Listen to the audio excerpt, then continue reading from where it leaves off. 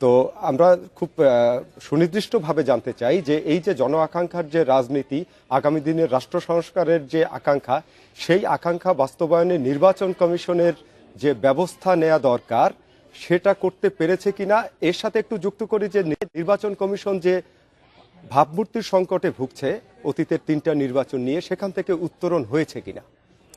ধন্যবাদ আপনাকে। না, নির্বাচন কমিশন এখন পর্যন্ত যে ব্যবস্থা নিয়েছে সেটা তারা আইনানুগভাবে যা যা ব্যবস্থা নেয় তারা নিয়েছেন। আর ভাবমূর্তির ব্যাপারে যেটা হলো যে তারা অবশ্যই চেষ্টা করে গেছেন। এখন এর আগের বারও যে কথা বললাম গত বুলেটিনে, সেটা হলো যে এটা নির্ভর করবে আগামীকালকে কি ফলাফল হয় তার উপরে। যদি নির্বাচন সঠিকভাবে হয়, আচরণবিধিতে যে কথাগুলো বলা আছে সেটা নির্বাচন কমিশনের জন্য যেমন প্রযোজ্য, প্রার্থীদের জন্য প্রযোজ্য, ভোটারদের জন্য প্রযোজ্য। নির্বাচন কমিশন তার যা করণীয় তা যদি সঠিকভাবে করতে পারেন, নির্বাচনের হ্রাস যদি তিনি প্রকৃতভাবে ধরতে পারে নির্বাচন কমিশন, তাহলে ফলাফলের উপরে নির্ভর করবে যে কি হচ্ছে না হচ্ছে। তারা এটা আপনার পাস মার্ক পাবে না ফেল মার্ক পাবে নাকি 100-এ 100 পাবে, এটা নির্ভর করবে আগামীকালের ভোটের পরিবেশ। ভোটের পরিবেশ নির্ধারণ করবে কিন্তু মাঠ পর্যায়ের প্রশাসন এবং আইন শৃঙ্খলা বাহিনীর যারা সদস্যরা আছেন, সেই যে আইন শৃঙ্খলা বাহিনীর সদস্যদের মোতায়েন এবং প্রশাসনকে যেভাবে দিক নির্দেশনা দেওয়া দরকার এবং তাদের কাছ থেকে যে ধরনের নিরপেক্ষতা আশা করছে সমগ্র জাতি, সেটা নিয়ে কি আপনি আশাবাদী? হ্যাঁ, এটা অবশ্যই আশাবাদী। কারণটা হচ্ছে কি, মাঠ প্রশাসনে যারা চাকরি করেন, এই মাঠ প্রশাসনের এদের কিন্তু ধরেন আজকে যারা জেলা প্রশাসক আছেন তাদের সামনে চাকরি এখনো অন্তত 10 বছর কমপক্ষে আছে, তারও বেশি আছে। যারা উপজেলা নির্বাহী অফিসার বা সহকারী রিটার্নিং অফিসার আছেন তাদের চাকরির বয়স এখনো প্রায় বছর 20 বাকি আছে। ফলে তারা কেউ তাদের চাকরিটাকে ঝুঁকির মধ্যে ফেলতে চাইবে না। ঝুঁকির মধ্যে ফেলার অর্থ হচ্ছে তারা পক্ষপাতিত্ব যদি করতে যায় তাহলে ঝুঁকিতে পড়বে। তারা চেষ্টা করবে যে তারা নিরপেক্ষভাবে নির্বাচন করবে, কঠোরভাবে নির্বাচন করবে, এবং এই নির্বাচন করার পরে যাতে কেউ বলতে না পারে যে তারা কারোর পক্ষ নিয়েছে। সমস্যাটা হচ্ছে এই যে তারা যদি কঠোরভাবে করার পরে যদি পরে কেউ বলে এত কঠোর কেন হইলা, সমস্যাটা হচ্ছে ওইখানে। কারণ তারা কেউ তাদের চাকরিকে ঝুঁকিতে ফেলতে রাজি হবে না। এবং আপনি জানেন যে 2018 নির্বাচনের পরিপ্রেক্ষিতে অনেক জেলা প্রশাসকের চাকরি চলে গেছে, সাবেক জেলা প্রশাসকের চাকরি চলে গেছে। আমাদের দেশে ধরেন আমরা যারা চাকরি বাকরি করে খাই তাদের চাকরিটাই পুঁজি, চাকরি চলে যাওয়াটা এই ঝুঁকি।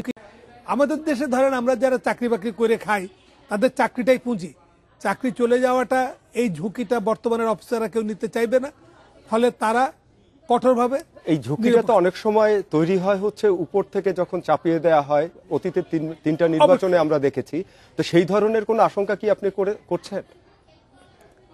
এই আশঙ্কা তো আর আমরা বাহির থেকে টের পাবো না, এটা যারা চাকরি করছে তারা নিজেরা আপাত দৃষ্টিতে সেরকম তেমন মনে হয় না। আপাত দৃষ্টিতে তেমন মনে হয় না। তবে এখানে একটা যেটা মানে সংকট কাজ করবে হয়তোবা, সেটা হচ্ছে যে একই সাথে গণভোট হচ্ছে এবং প্রার্থী নির্বাচন হচ্ছে, দুটো ভোট একসাথে হচ্ছে। এখন গণভোটে বিপুল পরিমাণ নির্বাচনের ভোট পড়ুক, এটা সব পক্ষই আশা করবে। এখন এটা নিয়ে যদি কোনো মেসেজ থেকে থাকে সেটা তাদের কাছে হয়তো ভুল বার্তা পৌঁছাতে পারে। আমার মনে হয় যে গণভোটের ভোট আর সাধারণ নির্বাচনের ভোট, এই দুটো ব্যালট যদি সমান সমান থাকে তাহলে সেটা কঠোর নিরপেক্ষতার একটা নিয়ামক হবে। অথবা এই ক্ষেত্রে কেউ হয়তো আর বাড়তি কিছু করবার কোনো প্রয়াস নেবে না, এটা আশা করতে পারি। এক্ষেত্রে কিন্তু দেখেন, গণভোট এবং সংসদ নির্বাচনের ভোট দুটো আলাদা ব্যালটে হবে। এই গণনার ক্ষেত্রে কি কোনো জটিলতা তৈরি হতে পারে বা বিলম্বিত হতে পারে এই গণনার ফলাফল পেতে? হ্যাঁ, দুটো যদি আলাদা ব্যালট বক্স হতো তাহলে অনেকটা সহজ হতো। একই বক্সে যেহেতু পড়বে, আপনি ধরেন একটা কেন্দ্রে গড়পড়তা আপনার হচ্ছে 1,500 থেকে 2,000 ভোট পড়বে একটা কেন্দ্রে। 1,500 থেকে 2,000 ভোট যদি পড়ে, আপনি যখন ব্যালট পেপারগুলোকে যখন একই বক্সের মধ্যে ব্যালট পেপার পড়বে, প্রিজাইডিং অফিসারের কাজ হবে নির্বাচন শেষ হওয়ার পরে এই ব্যালট পেপারগুলোকে আলাদা করা গণনার জন্য। যেহেতু আলাদা করতে গেলে পারে আপনার প্রতি আপনার হচ্ছে যে 2 সেকেন্ডও যদি লাগে একটা ব্যালট পেপারকে পৃথক করতে, এত কম সময় সম্ভব না, তারপরে ধরে নিচ্ছি যে প্রতি 2 সেকেন্ডও যদি একটা ব্যালট পেপারকে আপনার যদি আলাদা করতে লাগে, তাহলে পারে আপনার হচ্ছে 1 মিনিটে 30টা ব্যালট পেপার আলাদা করা যাবে। 1 মিনিটে যদি 30টা ব্যালট পেপার আলাদা করা যায়, তাহলে আপনার 1,500 ব্যালট পেপার যদি একটা কেন্দ্রে 1,500 ভোট যদি পড়ে, 1,500 ভোটকে যে ব্যালট পেপার পৃথক করতে আপনার হচ্ছে 50 মিনিট সময় লাগবে, প্রায় 1 ঘন্টা। এই 1 ঘন্টার সময় কিন্তু বাড়তি চলে গেল। কিন্তু যদি আপনি এই ভোট যদি দুটো আলাদা বাক্সে করতেন, তাহলে 1 ঘন্টার সময়, কমপক্ষে 1 ঘন্টার সময় বেঁচে যেত। এই 1 ঘন্টার সময় যদি আপনার প্রিজাইডিং অফিসারের যে আপনার তার দ্রুততার উপরে নির্ভর করে, এটা 1 ঘন্টা থেকে 2-2.5 ঘন্টাও সময় লেগে যেতে পারে। কিন্তু 1 ঘন্টার কমে কারোর পক্ষে সম্ভব হবে না। তারপরে গণনা করবে, গণনা করতে গেলে বেশি সময় লাগবে না, কারণ আপনার যেটা গণভোটের যে ব্যালট, এটাতে আপনার এরা করবে কি যে হ্যাঁ এবং নাকে আলাদা করে নেবে, আলাদা করে নেবে, জাস্ট কাউন্ট করবে, নোট গণনা অত্যন্ত গুরুত্বপূর্ণ। গণনা গুরুত্বপূর্ণ হলো, গণনায় আপনার সময় যাবে না। আবার যারা যেটা প্রার্থী ভোট, যেটা সংসদ ভোট, যেটা সংসদ ভোট মার্কা অনুযায়ী আলাদা করে নেবে, আলাদা করে নে আপনার ওই যে বাড়তি 1 ঘন্টা চলে যাবে ওখানে। আর আপনি যদি 1,500 ভোটও যদি পড়ে এক একটা কেন্দ্রে, 1,500 করে ভোট পড়লেও ওই গুনতে খুব বেশি যে সময় লাগবে বলে ভয় পাওয়ার কোনো কারণ নেই। না, সময়টার বেশি লাগলেই কিন্তু সন্দেহটা তৈরি হয়। আমাদের অতীত অভিজ্ঞতা বলে, যখনই আপনার ভোট গণনায় বেশি সময় লাগে এবং ফলাফল ঘোষণা করতে বেশি সময় বয়ে যায়, তখনই কিন্তু ওই প্রশ্নগুলো তৈরি হয় জনমনে। এটা জনমনে দেখেন, এটা খামাখা সন্দেহগুলো করা, কারণ আপনি ওখানে পোলিং এজেন্ট থাকে, তারপরে পোলিং অফিসাররা থাকেন, এতজনের সামনে কেউ এটা যে এই তঞ্চকতা করা কেউ করেন না। যদি কোথাও হয় সেটা অন্যভাবে হয়, এই কেন্দ্রে বসে অন্যভাবে হয়। যেহেতু আপনি মাঠ প্রশাসনের কর্মকর্তা ছিলেন, অনেকগুলো নির্বাচন আপনার জীবনে আপনি দেখেছেন, তো সেই অভিজ্ঞতার আলোকে আপনার কি পরামর্শ থাকবে এই নিরপেক্ষতা, স্বচ্ছতা এবং দ্রুততার সাথে ফল ঘোষণা বা টোটাল বিষয়টা, প্রক্রিয়াটা সম্পন্ন করার ক্ষেত্রে? শোনেন, আমি ব্যক্তিগতভাবে যেটা পছন্দ করি সেটা অনেকেই পছন্দ করেন না। সেটা আমার যেটা অভিমত, সেটা হচ্ছে যে এখন যেমন আপনার নির্বাচনের পরপর যে ভোট গণনা করা হয়, ওই কেন্দ্রে presiding officer, assistant presiding officer, polling officer, তাদের টেনশন নিয়ে যে ভোট গণনাটা তারা ভুল ভাল করতেই পারে। যেটা অনেক দেশে যে কাজটা করা হয়, যে ব্যালট বক্সটা আপনার এতে নিয়ে আসা হয়, রিটার্নিং অফিসারের অফিসে বা অ্যাসিস্ট্যান্ট রিটার্নিং অফিসারের অফিসে নিয়ে আসা হয়, পরে 2-3 দিন পরে ব্রড ডে লাইটে ভোট গণনা হয়।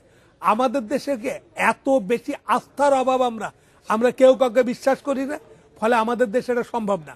কিন্তু ওটা যদি হয়, তাহলে ব্রড ডে লাইটে ভোট গুনলে ভুল হওয়ার সম্ভাবনা কম থাকবে, আপনার টেনশন ফ্রি অবস্থায় ভোট গুনবে এবং একই সাথে ভোট হবে। এখন যেটা হয়, দেখা গেল যে একটা কেন্দ্রে ভোট হচ্ছে 1,500, আর একটা কেন্দ্রে ভোট 5,000। 5,000 ভোট কেন্দ্রে ভোট গুনতে সময় বেশি লাগবে, 1,500 কেন্দ্রে আগে ভোট গোনা হয়ে যাবে। এখন 1,500 কেন্দ্রে ভোট গুনে ফলাফল একটা হলো, দেখা গেল এই ফলাফল নিয়ে চলে গেছে 5,000 কেন্দ্রের জায়গায়, যায় সেখানে যা আপনার দেখা গেল মব তৈরি হয়ে গেল, ওখানকার ভোটটা বন্ধ, গণনা বন্ধ হয়ে গেল। আমি মাঠ পর্যায়ে চাকরির সময় যেটা দেখেছি, ভোটে যত বেশি গোলযোগ হয় সেটা হচ্ছে ভোট গণনার সময়। ভোট আপনার ভোট হওয়ার সময় কেউ অতটা মনে করে না যে খারাপ কিছু হবে, তখন সবাই ধরে এটা হচ্ছে যেটা বললেন, ওই আস্থার সংকট। আস্থার সংকট আসলে দীর্ঘদিনের রাজনীতির চর্চার একটা প্রতিফলন। তো সেই জায়গাটা থেকে বিগত এই যে তফসিল ঘোষণা হলো, ত্রয়োদশ জাতীয় সংসদ নির্বাচনের তফসিল ঘোষণা থেকে এই পর্যন্ত যা কিছু হয়েছে, বিশেষ করে আচরণবিধি কতটা মানা হয়েছে, কতটা লঙ্ঘন হয়েছে, সেই জায়গা থেকে আমরা আশাবাদী হতে পারছি কিনা? আচরণবিধি মানার জন্য যেমন ধরেন একটা খুচরা জিনিস আছে, যেমন সেই খুচরা জিনিসগুলো না আমরা কেউ মানি না। যেমন আপনার আচরণবিধিতে বলা আছে জীবন্ত প্রতীক লইয়া নির্বাচন করা যাইবে না। এখন জীবন্ত প্রতীক বলতে কেউ জীবন্ত প্রতীক, আপনার হাঁস নিয়ে যদি যান তাহলে বলবেন জীবন্ত প্রতীক নিয়ে গেছেন। এখন ফুটবল নিয়ে যদি যান তাহলে এটাকে জীবন্ত প্রতীক বলবেন না কি বলবেন? আজ তো আপনি ফুটবল নিয়ে মাঠে নেমে গেলেন, এখন এটাও জীবন্ত, যদিও জীবন নেই। এখন এই সমস্যাগুলো এটা ইলেকশন কমিশন দেখেনি। তারপরে যেমন হচ্ছে যে এবার যেটা নির্বাচনের যেটা হয়েছে, ধর্মকে পুঁজি করা হয়েছে ইলেকশনে, ইলেকশন কমিশন সেটাকেও সেভাবে দেখতে। তারপর আমরা বলতে পারি যে মোটামুটি একটা শান্তিপূর্ণ সহাবস্থানের মধ্যে দিয়ে আমরা আগামীকালকে ভোটের দিকে যাচ্ছি। আপনার মূল্যবান আলোচনার জন্য অসংখ্য ধন্যবাদ। এই ছিল আমাদের এখনকার আয়োজনে।